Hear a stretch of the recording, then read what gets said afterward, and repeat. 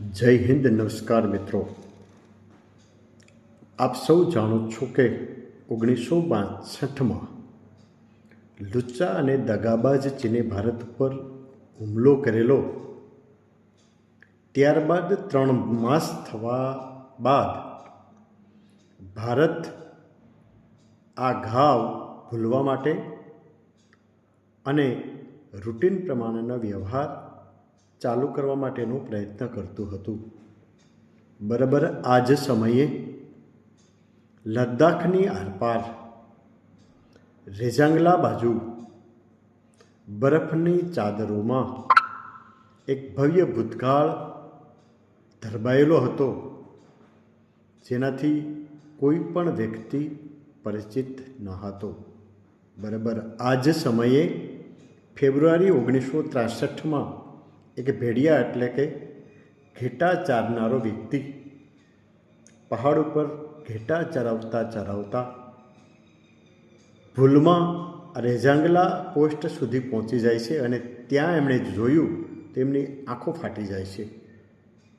આસપાસ અસ્તવ્યસ્ત લશ્કરી સામાન, ગોળીઓ, ફૂટેલા હથિયારો, જવાનોના હાડપિંજરો એમણે જેવા જોયા તો તરત જ પરિસ્થિતિ પ્રમાણે ઝડપથી નીચે આવી અને નજીકના જ લશ્કરી મથકે એમણે આ બાબત જણાવ્યું કે આવું મને જોવા મળ્યું છે. આ ભેડિયાના પ્રયાસથી જ આ જે ઇતિહાસ છે, આ જે પરાક્રમ છે, આ જવાનોની વીરતા છે એ વિશ્વ સમક્ષ આવી. આ લડાઈ હતી રેજાંગલા વોર. આ લડાઈ, આ શૌર્ય હતું વીર આહિર જવાનોનું.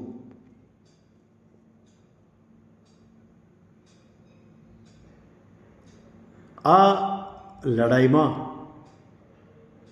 આપણા વીર જવાનોએ અપ્રતિમ શૌર્ય દાખવેલું હતું. ચાલો આપણે આ વીર લડાઈની વાત લોકો સમક્ષ મૂકીએ. જાણવી ખૂબ જરૂરી છે. આપણી છાતી ગસગસ ફૂલશે. વીરો પ્રત્યે સન્માન તો હોય જ છે, પણ વિશેષ સન્માન પણ આપણે જાગશે. આ રેજાંગલા વોરને યુનેસ્કોએ વિશ્વની 8 લડાઈઓમાં સ્થાન આપેલું હતું. આપણે બધા જાણીએ જ છીએ કે 1962માં ચીનને એ પહેલાં પંચશીલના કરાર પણ થયેલા હતા. હિન્દી ચીનની ભાઈ ભાઈનો નારો પણ ગુંજતો હતો. આપણે કલ્પના પણ નથી કરી કે ચીન આવી દગાબાજી કરશે. બરાબર આ જ સમયે 20 ઓક્ટોબર 1962ના રોજ ચીને સરહદની પેલી પારથી પૂરતી તૈયારી, પૂરતા જવાનો સાથે એક સાથે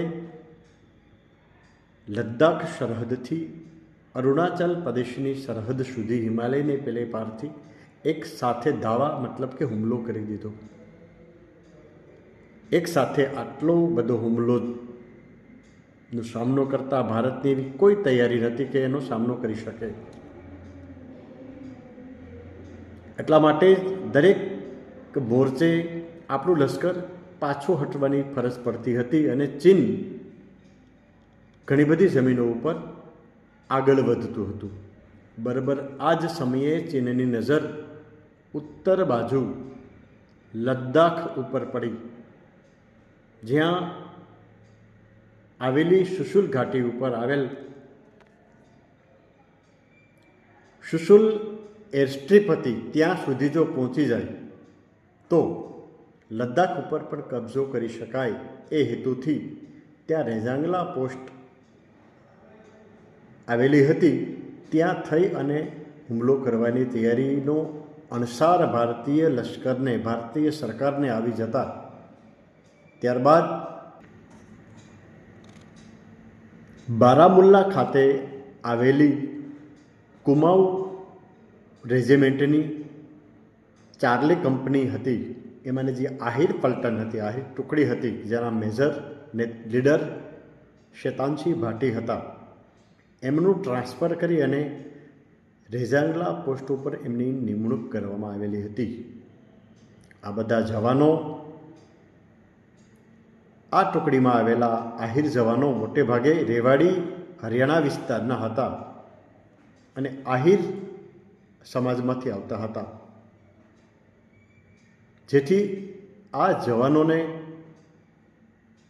આટલી ઊંચાઈએ લડવાનો અનુભવ નહોતો અને આ રેઝાંગલા પોસ્ટ આશરે 17,000 જેટલી ઊંચાઈ આવેલી હતી અને અહીંનું તાપમાન -30 ડિગ્રી સુધી પણ જતું હતું. આટલા તાપમાનમાં અને આટલી ઊંચાઈમાં લડવા પણ આ યુવાનો ટેવાયેલા નહોતા. છતાં પણ પોસ્ટિંગ થયા બાદ ત્યાં લીડર મેજર શેતાનસિંહ ભાટી સાથે તમામ યુવાનો પોસ્ટિંગ થયા. આસપાસની પરિસ્થિતિનો તાગ મેળવ્યો.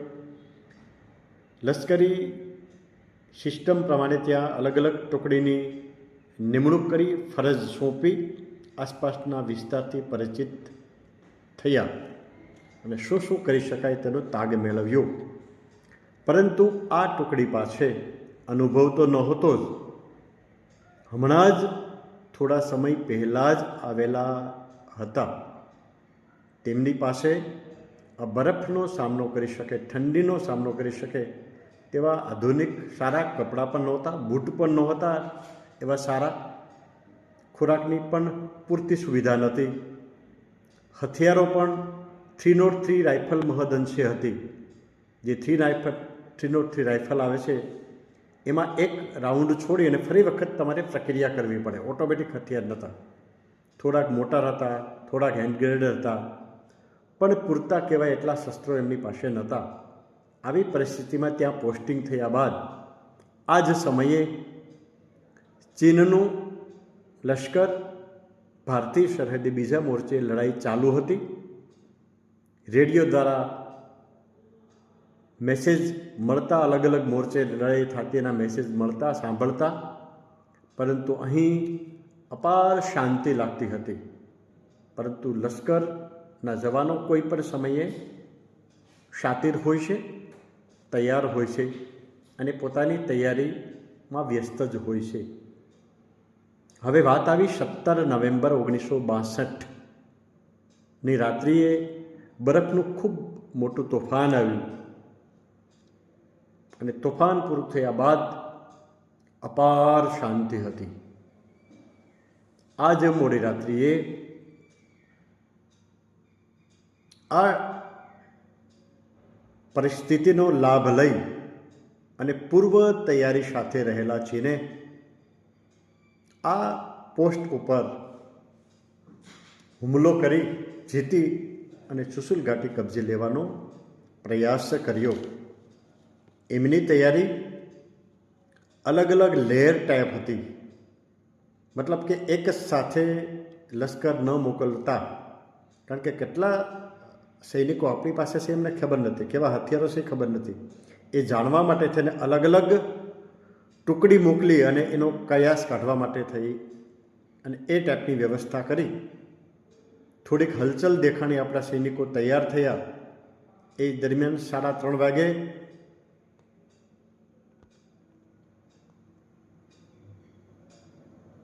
એક ખૂબ મોટો ધડાકો થયો. આપણા સૈનિકો એલર્ટ થઈ ગયા અને જોયું તો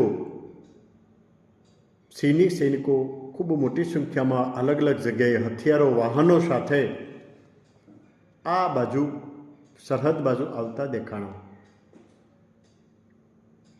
નિયમ મુજબ સૈનિકોએ નક્કી કર્યું કે ભાઈ આપણા પાસે હથિયારો ઓછો હોવાથી આપણા કારગર રેન્જમાં, મતલબ કે આપણા હથિયારો જ્યાં સુધી પરફેક્ટ નિશાન કરી શકે એવા આવે ત્યારે જ હથિયારનો ઉપયોગ આપણે કરીશું. જેથી કરીને ચીની સૈનિકો નક્કી પણ ન કરી શક્યા કે કેટલા હથિયારો, કેટલા સૈનિકો છે અને નજીક આવ્યા બાદ ઉપરથી એટેક કરતા હોવાથી પરફેક્ટ નિશાન સાથે આવેલી પ્રથમ ટુકડીને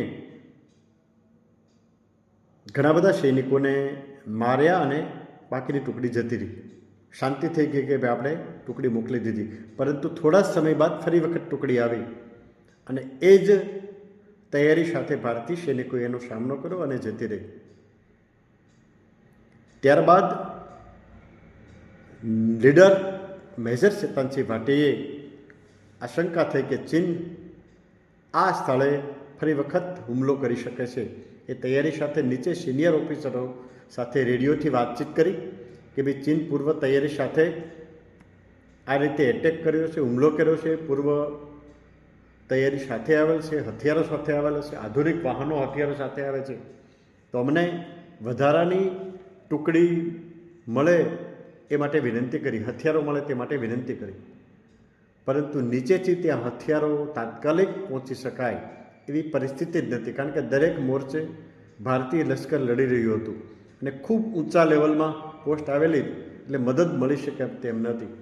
તેથી નીચેથી એવો આદેશ આપવામાં આવ્યો કે તમે લોકો પોસ્ટ છોડી શકો છો, જાનની ખુવારી ન થાય એ માટે થઈ અને ત્યાંથી તમે પોસ્ટ છોડી દો. ફરી વખત આપણે પ્રયાસ કરશું, પણ હાલ આપણે લડી શકીએ એવી સ્થિતિમાં નથી, તો તમે નીચે આવી જાઓ. આ ટુકડીના લીડર મેજર ચેતનસિંહ ભાટીએ બધા જ જવાનોને ભેગા કર્યા અને મેજરે જવાનોને જણાવ્યું કે ચીને આપણી ઉપર હુમલો કર્યો છે, દરેક મોરચે આપણું લશ્કર લડે છે, તાત્કાલિક મદદ મળી શકે તેવી સ્થિતિ આપણી નથી, આપણે ખૂબ ઓછી સંખ્યામાં છે, આપણી પાસે પૂરતા હથિયારો નથી, સામે ચીન છે એ પૂર્વ તૈયારી સાથે આપણી ઉપર ચડાઈ કરી છે, ત્યારે નીચેથી પણ આપણે આદેશ છે કે આપણે આ પોસ્ટ છોડીને જતા રહીએ. તમારો બધાનો અભિપ્રાય લેવા માટે હું આવ્યો છું. તો આ આહિરવીર જવાનોએ કીધું કે દેશ માટે મરી જઈશું, પણ જ્યાં સુધી શ્વાસ હશે ત્યાં સુધી આ પોસ્ટ છોડીશું નહીં અને ચીનને અહીંથી આગળ જવા નહીં દઈએ. અમારે ત્યાં એક જ રિવાજ છે કે ઘરે જઈએ તો ક્યાં વિજય થઈને જઈએ, ક્યાં શહીદ થઈને જઈએ.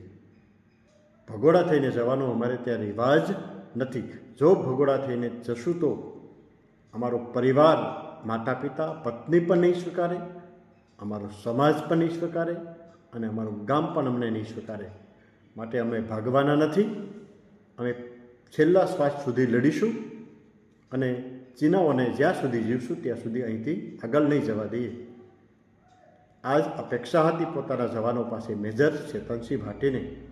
ત્યારબાદ સ્પેશિયલ સ્ટ્રેટેજિક બનાવી કે આપણી પાસે ઓછા હથિયારો છે, તો આપણે જ્યાં સુધી કારગર રેન્જમાં સૈનિકો ન આવે ત્યાં સુધી આપણે એટેક કરીશું, જેથી કરીને હથિયારો બરબાદ ન થાય.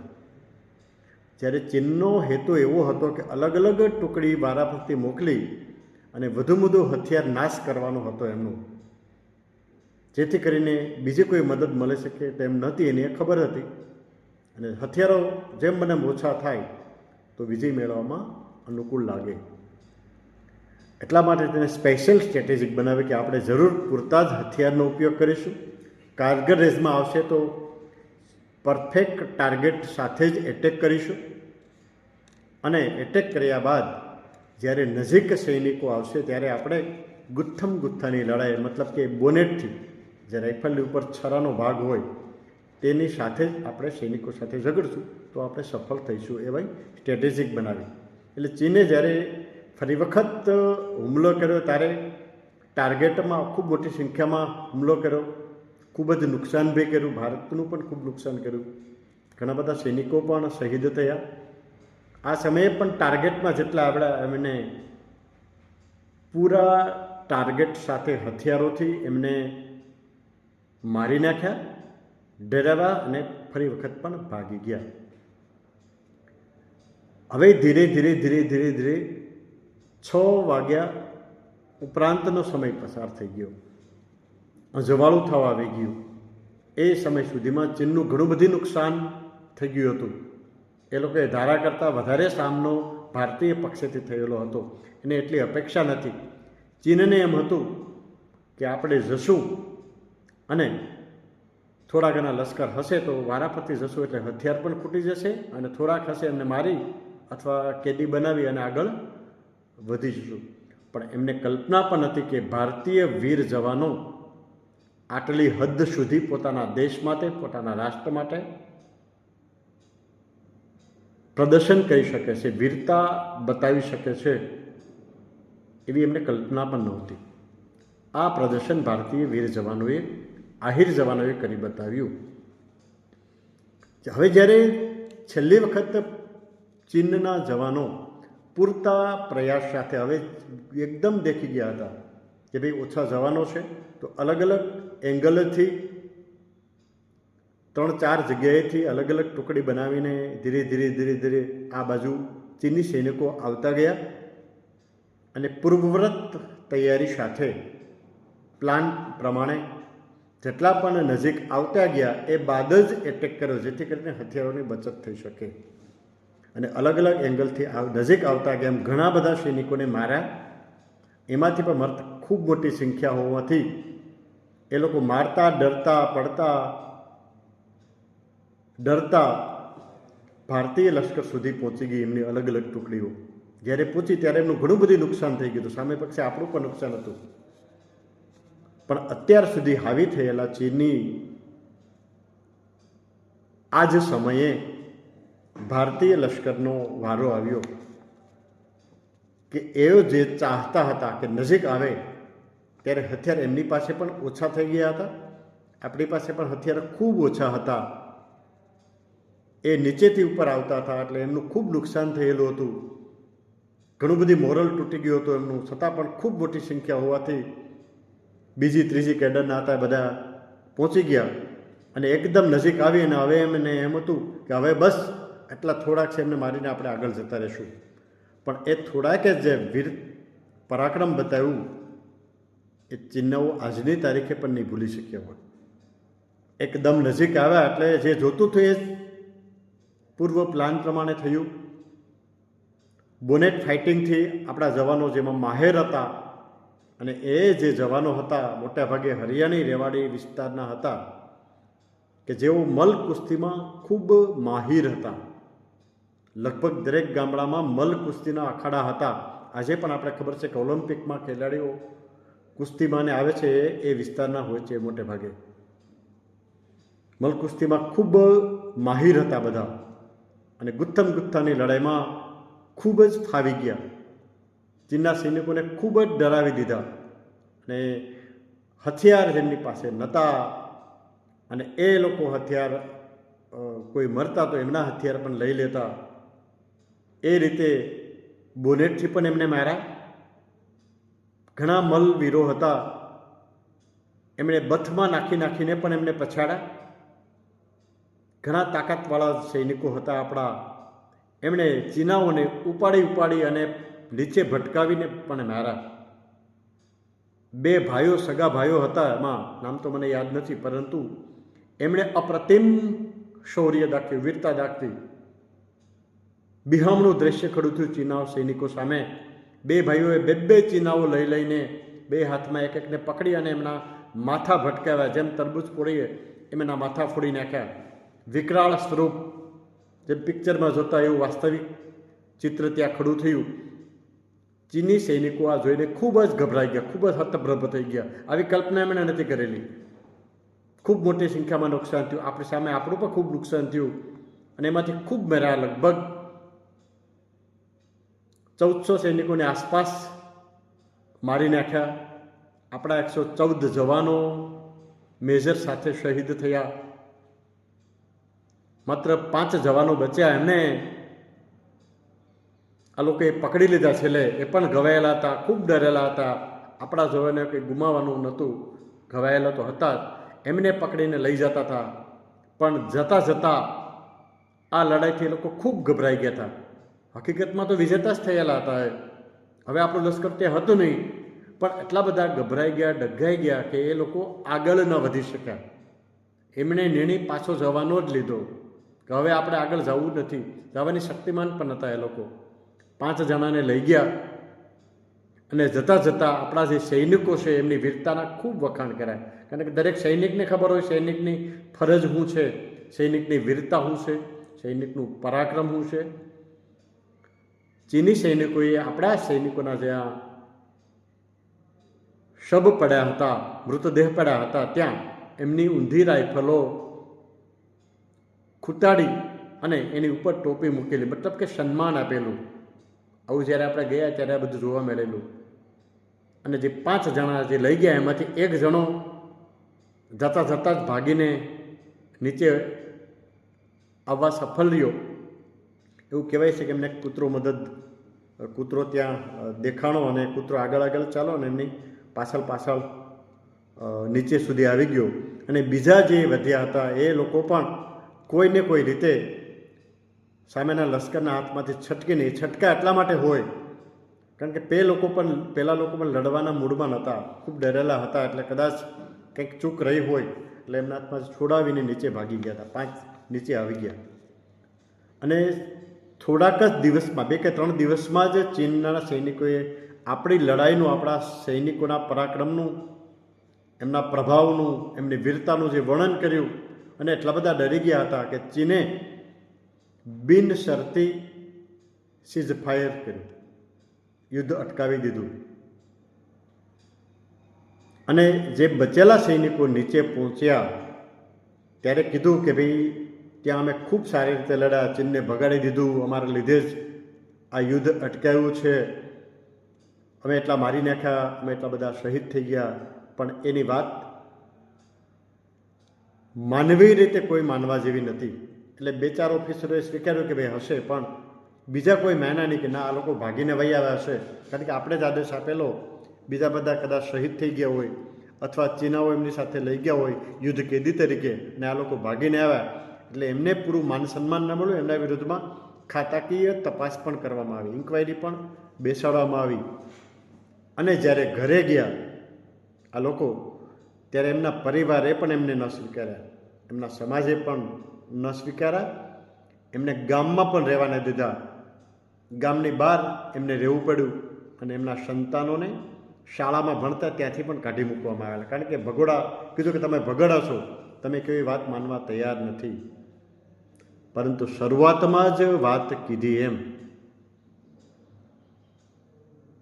જ્યારે ફેબ્રુઆરી 2063માં ભેડિયા ઘેટા ચરાવતા ઉપર ગયો અને જોયું, અને નીચે જ્યારે લશ્કરી કેમ્પ પાસે આવીને વાત કરી ત્યારે લશ્કરના અધિકારીઓ રેડક્રોસ સાથે રહીને બધા ઉપર જઈ અને તપાસ, અને ભેડિયો આવ્યા બાદ વાત કર્યા બાદ રેડક્રોસ સાથે જ્યારે લશ્કરી અધિકારીઓ રેઝાંગલા પોસ્ટ ઉપર ગયા ત્યારે ત્યાં જઈને જોયું તો દરેકની આંખો છે આ વીરતા સામે નતમસ્તક થઈ. ખૂબ ઘણું બધી દ્રશ્ય એમણે જોયું કે શરૂઆતમાં જોયું તો ત્યાં લશ્કરી હતી, લશ્કરી છાવણી હતી, લશ્કરી સરસામાન હતો, હથિયારો હતા, અલગ અલગ ચેકપોસ્ટો ગોઠવેલી હતી. પરંતુ એમાંનું કશું જ નહોતું. વિખરાયેલા સામાન, ફૂટેલા હથિયારો, કારતીસો, આડાવલા ઉડેલો સામાન, ચોકીનો, અને અલગ અલગ જવાનોના હાડપિંજરો જોવા મળ્યા. એ હાડપિંજરો પણ એવી સ્થિતિમાં હતા કે દરેક હાડપિંજરો છે એ મોરચાની સામે હતા. એક પણ હાડપિંજર પીઠ પાછળ બતાવતો એવું નહોતું. મતલબ કે એમને દરેક ગોળી છે એ છાતી ઉપર ઝીલી હતી, કોઈ પણ ભગોડાટ થયેલું નહોતું. ઘણા બધા જવાનોના હાથમાં બંદૂકો છૂટી ન હતી, હાડપિંજર હોવા છતાં પણ. અને ઘણી બધી આંગળીઓ ટ્રિગર ઉપર હતી. અમુક જવાનો એવા હતા કે જેમનો હાથ કામ નહોતા કરતા તો એમને મશીન ગન છે એ પગવે બાંધી અને ચલાવેલ હતા, એ હાલતમાં પણ મળ્યા હતા.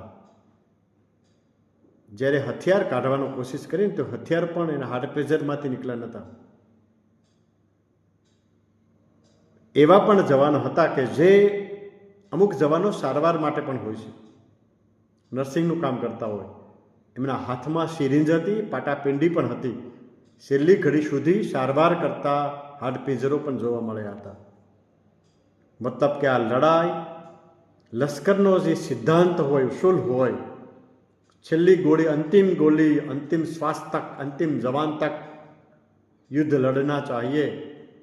આ સિદ્ધાંત, લશ્કરી સિદ્ધાંત કોઈ પણ દેશમાં હોય છે અને આ સિદ્ધાંતનું 100% પાલન આ રેજાંગલા વોરમાં થયેલું હતું. કલ્પના પણ લોકો ના કરી શકે એટલી હદ સુધી આ લોકોની વીરતા, શૌર્યતા અને દેશભાવના, દેશદાજ અને દેશ પ્રત્યેનું સમર્પણ જોવા મળ્યું. ખૂબ નતમસ્તકે યાદ, ખૂબ અફસોસ કર્યો કે આપણે 3 મહિના સુધી કેમ રાહ જોઈ. આજ લડાઈથી ભારતીય સરકારે ત્યારબાદ ત્યાં રેજાંગલા મેમોરિયલ પણ બનાવ્યું છે અને એમાં શહીદ થયેલા તમામ સૈનિકોના નામનું ત્યાં સ્ટેચ્યુ મૂકવામાં આવેલું છે. તમામ જવાનો આહિર સમાજથી હતા. રેજાંગલા વોર મેમોરિયલ આજે પણ ત્યાં છે. ખૂબ મોટી સંખ્યામાં લોકો ત્યાં જાય છે અને યુદ્ધને યાદ કરે છે, વીર જવાનોને યાદ કરે છે. ભારતીય સરકારે ત્યારબાદ આ સબળ નેતૃત્વ મેજર શેતાનસિંહ ભાટી અને આ વીર આહિર જવાનોમાંથી મેજર શ્રી શેતાનસિંહ ભાટીને પરમવીર ચક્ર મેડલ, બીજા જવાનોને સેના મેડલ અને વીર ચક્રથી નવાજવામાં આવ્યા હતા. આ રેજાંગલા વોરને રેર ઓફ ધ રેરાર્સ રેજાંગલા તરીકે પણ ઓળખાય છે. યુનેસ્કોએ આ વિશ્વની 8 બેસ્ટ 8 લડાઈમાં પણ સ્થાન આપ્યું છે. આવી લડાઈ ભૂતકાળમાં પણ ક્યાંય લડાઈ નહોતી. એવી અપ્રતિમ લડાઈ આ વીર જવાનો આપણા દેશ માટે લડ્યા. દેશ માટે દરેકને માન સન્માન હોવું જોઈએ. આ હકીકત પિક્ચર છે, આપ જોઈ લેજો. હકીકત પિક્ચર છે, એમાં આ લડાઈની જ વર્ણન કરવામાં આવ્યું છે. જ્યારે ભારતીય લશ્કર ભારતીય ચીન સામે પીછેહઠ કરવામાં આવી, એક મોરલ હતાશામાં હતા, એ જ સમયે ભારતીય વડાપ્રધાન શ્રી જવાહરલાલ નહેરુએ કવિ પ્રદીપજીથી આપ બધા પરિચિત હશો. એમને કહ્યું કે એક એવું ગીત બનાવો દેશ ભાવના જગાવી શકે, રાષ્ટ્ર ભાવના જગાવી શકે, લોકોનો વિશ્વાસ ફરીથી મજબૂત થાય અને જે શહીદ થયેલા છે, જવાનો છે, એમને શ્રદ્ધાંજલિ પાઠવી શકાય એવું કોઈ ગીત બનાવો. પ્રદીપજીએ એવું ગીત બનાવ્યું અને એ ગીત માટે પ્રદીપજીની ઈચ્છા હતી કે લતા મંગેશકર ગાય.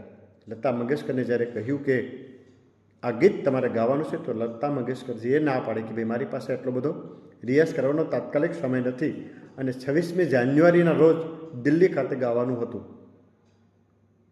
પણ પ્રદીપજીએ ફરજિયાત આગ્રહ કરતાં લતાજી ના ન પાડી શક્યા અને એમના મગજમાં એમની પાસે પ્રેક્ટિસ કરવાનો સમય નહોતો. ખૂબ મનમાં ડર હતો કે શું થશે.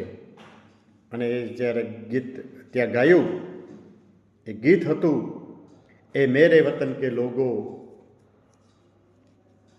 तुम खूब लगाओ नारा जो शहीद हुए हैं उनकी जरा याद करो कुर्बानी.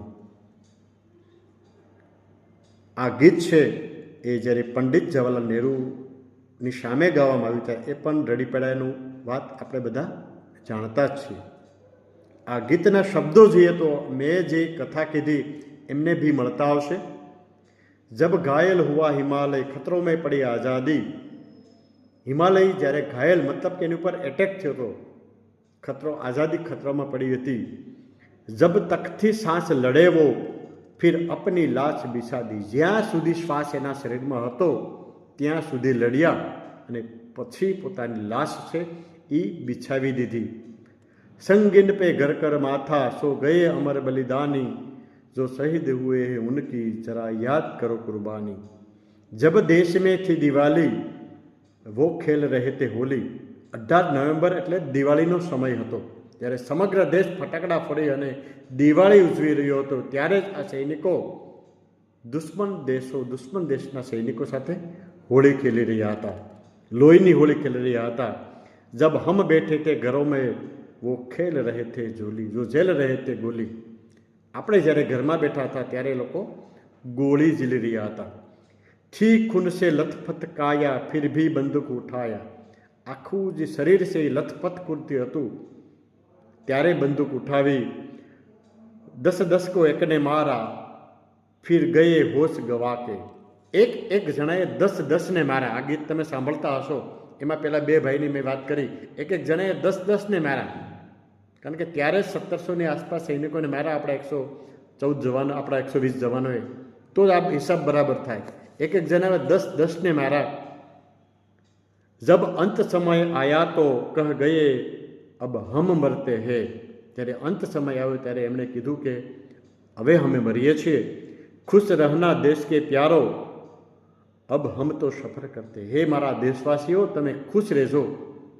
આપણે પણ આઝાદીનું આ મૂલ્ય છે એ ભૂલવું ન જોઈએ. નાના મોટા વિચારો ભેદથી પરસ્પર દેશની જ્યારે સાર્વભૌમત્વની વાત આવે, એકતાની વાત આવે, સમાનતાની વાત આવે, દેશના રક્ષણની વાત આવે, ત્યારે બધાએ આ બાબત ધ્યાન રાખવી જોઈએ.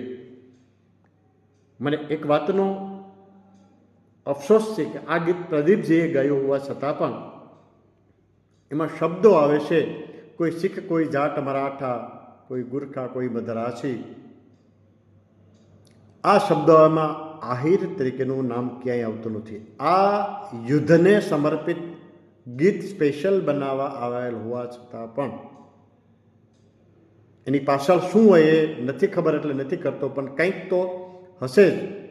એમાં આ જે યુવાનો જે છે એમને આહિર શબ્દ લખવાની જરૂર હતી. કોઈ શીખ, કોઈ જાટ મારા, દરેક આ દેશની દરેક કોમ છે એમનું આ દેશમાં ખૂબ યોગદાન છે. દરેક કોમ્યુનિટીની પણ ખૂબ ફરજ છે દેશ પ્રત્યે. એકતા હોવી જોઈએ, સાર્વભૌમત્વ હોવું જોઈએ, માન સન્માન હોવું જોઈએ. પણ આ જે ગીત ગાયું છે એમાં કંઈક ને કંઈક કોઈની પણ કંઈ ને કંઈ વસ્તુ કંઈક છુપાતી હોય એવું લાગે છે મને. એવું પણ મેં જાણ્યું છે કે આ જ્યારે ગીત ગાયું ત્યારે પ્રદીપજીને આમંત્રણ નહોતું. રહી વાત, હમણાં એક પિક્ચર આવે છે પેલા ખાનનું, વીર જવાન. એને ખબર છે કે આ યુદ્ધ છે. ઘણા બધા આપણા સૈનિકોએ પણ આહિર જવાનોને માટે ખૂબ જ લખ્યું છે, ખૂબ જ કહ્યું છે કે માત્ર ને માત્ર અમને યોગદાન હોય તો આહિર જવાનોનું છે. શેતાનસિંહ ભાટીના નેતૃત્વની સાથે સાથે શેતાનસિંહ ભાટીએ પણ આ કહેલું છે કે આહિર જવાનોનું યોગદાન છે. એમના માટે સ્પેશિયલ ગીત જો બનાવેલું હોય છતાં પણ એમને આ બાબત છુપાવી છે. હવે જ્યારે પિક્ચર બને છે ત્યારે એમાં પણ આ જ બાબત છે. વીર જવાન નામ આપેલ છે, પણ વીર આહિર જવાન નામ આપેલ નથી. એમાં પણ કંઈક ને કંઈક કોઈની મલિન વૃત્તિ ચોક્કસ હશે ને હશે. એમાં નહીં પડીએ. દેશનો દરેક જવાન આપણા માટે સન્માનીય છે. દેશની સરહદ ઉપર લડતા જવાન આપણા વતી જ લડે છે. એમના પ્રત્યે ખૂબ સન્માન હોવું જરૂરી છે. જ્યારે દેશને ત્યારે જરૂર પડે ત્યારે આપણે એક કોઈ પણ પક્ષમાં હોય, કોઈ પણ વિચારધારામાં હોય, કોઈ પણ રાજ્યમાં હોય, કોઈ પણ કોમ્યુનિટીમાં હોય ત્યારે એક રહી શકીએ. વિવિધતામાં એકતા આપણી ખાસિયત છે. એ બાબત આપણે જાળવવી જોઈએ. આ બાબત પણ આપણે ભૂલવી ન જોઈએ. પરંતુ આ જે વીરતા છે આપણા આહિર જવાનો, આપણા લશ્કર જવાનો, 1962માં ચીનની દગાખોરી અને લુચ્ચાઈની સામે આપણા વીર જવાનોએ જે આ પ્રદર્શન કર્યું છે, જે અપ્રતિમ શૌર્યતા દાખવી છે, એમને વિશેષ સલામ આપી પૂરું કરું છું. જય જવાન, જય હિન્દ, વંદે માતરમ, ભારત માતા કી જય.